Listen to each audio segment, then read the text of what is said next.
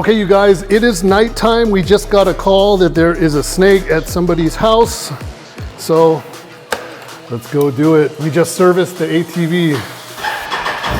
It is ready to go.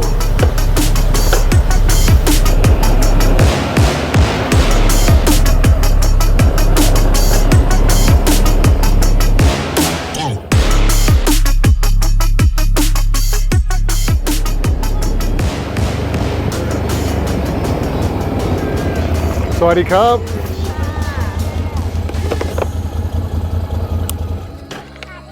Sawadi Cup.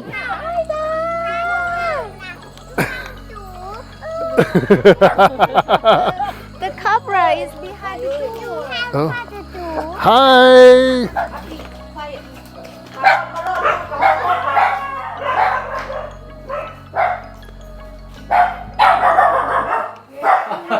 Sawadi Cup. Okay, yeah, that's a cobra. He hasn't spit at me yet.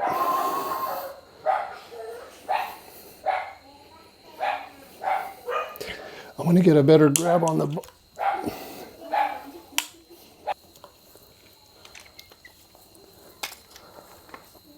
Okay, that's better.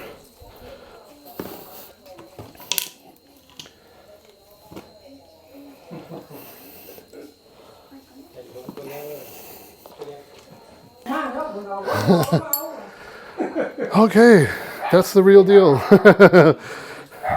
This is the first snake that we've been called to out here. I'm a little bit out of practice. But anyway, we will give you guys a better look at it probably tomorrow in the daylight, and then we'll release it in our forest like we always do. So, all right, let me knot this bag up real quick.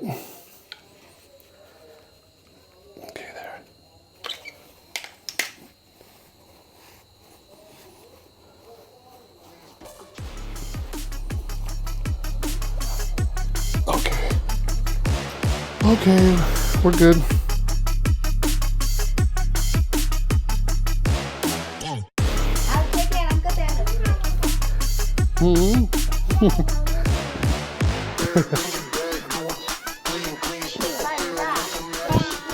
Bye. So now it's time for the release of this spitting cobra. This cobra, which you didn't get a really good close look at. We're going to change all that hopefully right now. But it didn't spit, and it was actually pretty mellow. So it's really interesting with these spitting cobras, their ability to spit or their willingness to spit. They've done studies where the actual orifice in the front of the fang on some animals is diminished. Some of them are larger.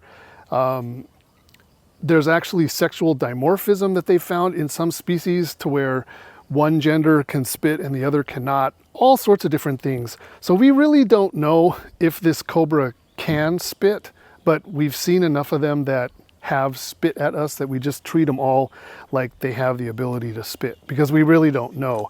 This cobra might spit at me, I'm not sure. I'm going to wear the glasses anyway just to make sure.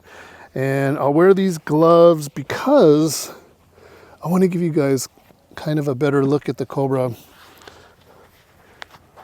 Now, cobras don't have retractable fangs. They're not hinged fangs. They are rigid in place, and they are not really that big because the fangs don't fold, so they can't be huge. So let's see how this one acts.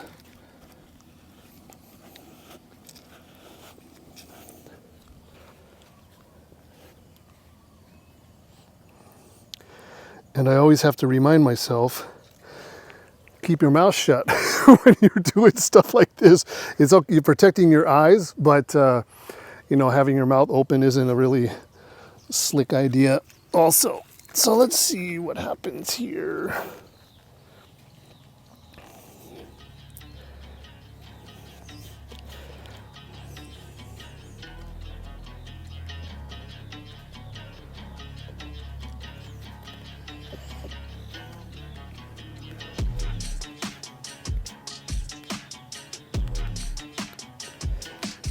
actually looks like a female.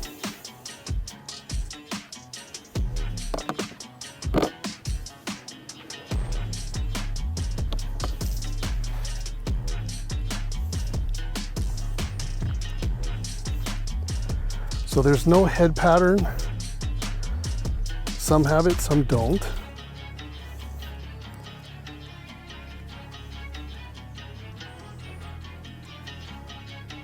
This one is really mellow. It's looking at apple, but it's not getting super agitated. No hiss, no huff or puff.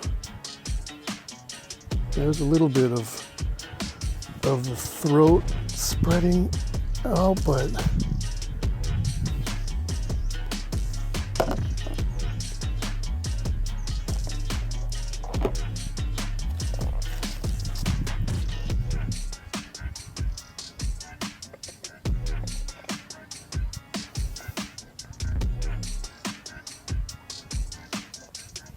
aha, there.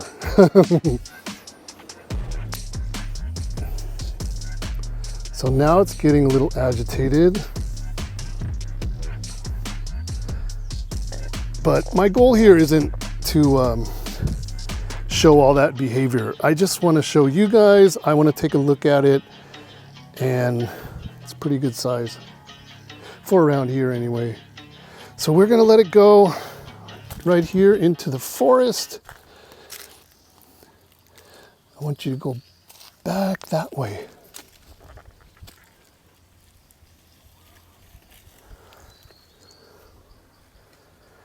Perfect. Right into that log. That's awesome. Okay, you guys. Well, anyway, we rescued that one, as you saw, out of the house. We're always happy when we can get those out of these local people's houses, because their first instinct is to kill, and then second to that is let's turn that into soup. So they have no problems eating them. So we always appreciate it when they call us to come remove those safely out of the houses. And then the people actually watch our videos, so they get to see what we do with the snake after we take it out, and they show us, you know, doing the Buddhist way, the kind way to set the animals free. And then this is all primary forest. This forest has never been leveled and developed. This is all original, untouched. So we try to let all of our snake catches go in this forest. It's pretty big and it goes way back. And then, as you guys can see, we're here at the Emerald Pond again. So there's a water source. I don't expect those snakes to stick around, but anyway, that is that. Hope you guys enjoyed the video. Thank you so much for watching. We will see you in the next one. Take care.